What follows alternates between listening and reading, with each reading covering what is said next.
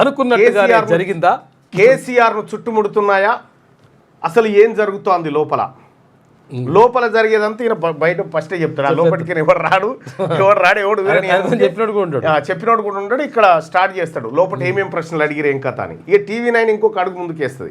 ఇంకో అడుగు ముందుకు వేసి క్వశ్చన్ నెంబర్ 1 ఇదని వేస్తుంది, క్వశ్చన్ నెంబర్ 2 ఇది, క్వశ్చన్ నెంబర్ 3, క్వశ్చన్ నెంబర్ 4 అని వేస్తారు. ఈ క్వశ్చన్ పేపర్ లీక్ అయినట్టుగా ఎంత అయిపోతుంది. వీళ్ళంతా హడావిడి చేస్తారు, పడిగాపులు కాస్తా ఉంటారు. అప్పటికి బీఆర్ఎస్ పార్టీ నాయకులు కొంతమంది ఆడికి వస్తారు.